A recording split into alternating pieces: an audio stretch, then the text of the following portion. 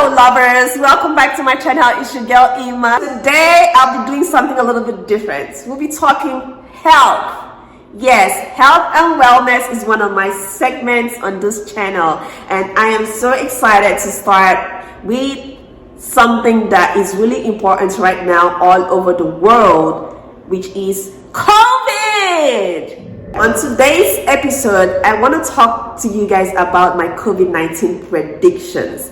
So in 2020, let me just take you guys back a little bit back to 2020. So in 2020, when the pandemic first started, I took a lot of courses on the COVID-19 pandemic. As a public health professional, it was only right that I got into it and got educated real good on COVID-19. I made a couple of predictions, and for some of them, I hit the nail on the head. I hit the bullseye on a couple of them, and I want to just share this with you guys. And after you guys watch this, maybe you guys will let me predict things about your life. Maybe you want me to predict if you're gonna get married this year, if you're gonna become a billionaire this year. I'm gonna just make all those predictions because yes, if I was able to predict COVID-19, something so unstable when it first started, if I was able to predict it this good, that means I have some good prediction skills, not just scientific predictions, but overall good prediction skills. So okay guys, so let's get right into it. All right, I'll start with the first question. So the first question asked how and when the pandemic will end, if it does end. Also, if there'll be a vaccine. Asked about herd immunity, and asked if there'll be ongoing waves for years to come. So my prediction was that the pandemic will slowly taper off over time if people continue to maintain social distancing. I did actually say that it may be difficult after a while for people to continue to maintain active social distance, but if we at least conform to some sort of passive social distance, then the pandemic will slowly taper off. My prediction, however, was that the pandemic was going to I didn't say it will. I said the pandemic may end towards the end of 2020. I know coronavirus was probably looking at me writing that one and was like, I hear you. However, that one was not exactly correct, because here we are, 2021, and the pandemic is still very much around. So I didn't get that one right. And absolutely, I didn't get that one right. But then we can all agree that somehow it has at least tapered off a little compared to the numbers we were having previously. You remember, you guys, when we were all like on our toes, we were not the lockdown period where nobody was going out. So to some extent, I mean, it may not have gone, but it has actually slowly tapered off. So I would say my prediction was somehow close to being absolutely correct on that one. Can't write it off completely. Okay, so the question about the vaccine. I said that there will be a vaccine in 2021, and I was absolutely correct. The vaccine is here. A lot of my friends have already taken the vaccine. Most of my friends are doctors, and they're working the front lines, so they just had to take the vaccine. So I was correct on that one. I had that prediction absolutely right. The vaccine came in 2021. On the concept of herd immunity, I said that I do not believe in the concept of herd immunity. I said it does not seem plausible and realistic, and my backup here was because of Sweden. Sweden tried to use this herd immunity, but it wasn't absolutely working.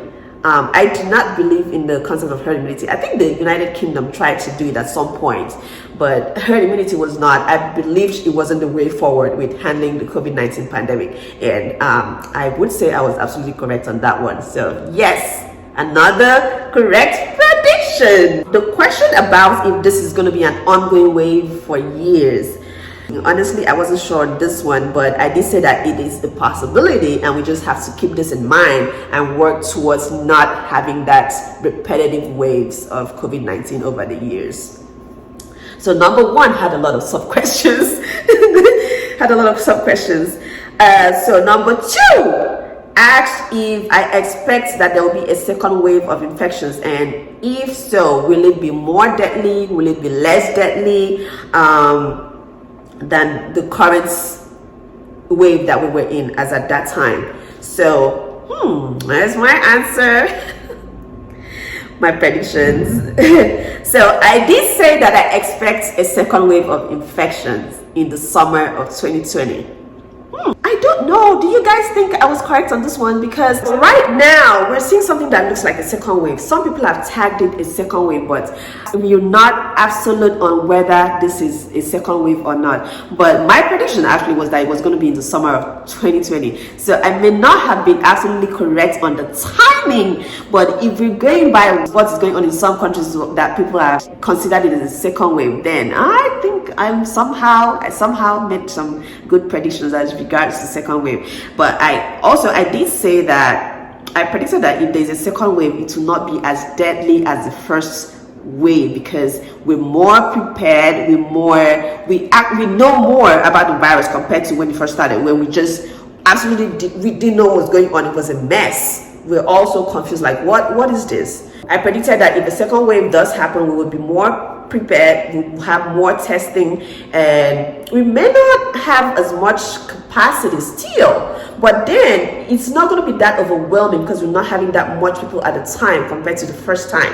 Okay, the third question was asking what long-term changes I think the pandemic will have on the profession of public health.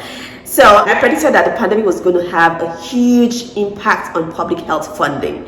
People were going to be more aware of what public health is about, what we do in public health, and how important public health is. Like public health, the people will know that public health is not negotiable. It's not even something you negotiate at all. It's not something you push to the side and be like, oh, we can always get back to that. This or that needs more funding. Public health can come later. No, public health needs funding. Public health works with funding. We can't do much without funding. So I predicted that we're going to have more funding getting pumped into public health. So that prediction still stands, and I believe I am absolutely correct, because we've actually seen over time since the last year that public health has seen more funding compared to the pre-COVID era, where we were getting fundings cut. Public health funding was getting cut down. So my prediction was that with COVID getting on, that cutting down public health funding was going to reduce. So I think that prediction was absolutely on point. All right? Yes, it was on point. And I also predicted that people overall, constituents, are going to begin to advocate. The things are going to change, and people will now be the ones advocating for public health because they've seen how important public health is. With public health, we're not just talking individual health. We're talking population health. We're talking community health. We're talking the health of everybody. All right? We're talking everyone's health and not just individuals. So that is how important public health is. Prediction on points again. Now to the last question. So number 4 asked what other long-term changes I expect this pandemic will have on me and on the society. So those were my predictions of what I said. So I said that with the COVID-19 pandemic, we were going to have a new normal. We were going to have a new way of life completely. And look at this. Look at what's going on. Absolutely correct. On point.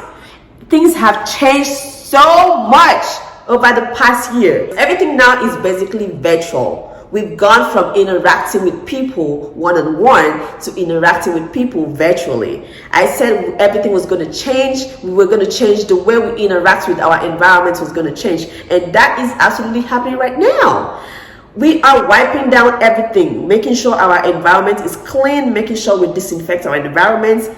I was absolutely correct. I envisioned that happening. I saw that happening. Right now, we do everything online.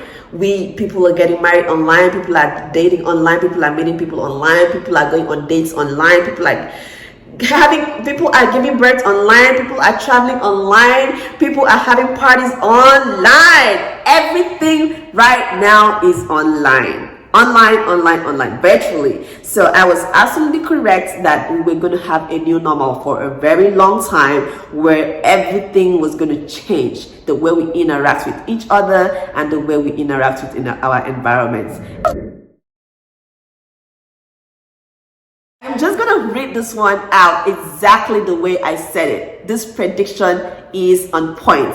So I said, I also envision that this pandemic will lead to leadership changes based on people's perceptions of how their leaders handle the pandemic. Yes! So, I got this one right. That election was heavily impacted by I didn't know the extent it was going to go, how far it was going to go, but I did know that it was going to have a huge impact. And one of the things with being a scientist is being able to predict. You have to be able to predict based on data, based on historical data, based on historical research. You have to go all the way back to learn and understand dynamics, understand trends, and be able to make predictions. So yeah, I was able to make those predictions, and I think I did good, guys. I don't know what do you guys think? I'll give myself like a 92. I think I did good. I'll give myself like a 92, but you guys let me know how I did. Did I do good? Yes, and let me, you know what? Let me know if you want me to predict something about you.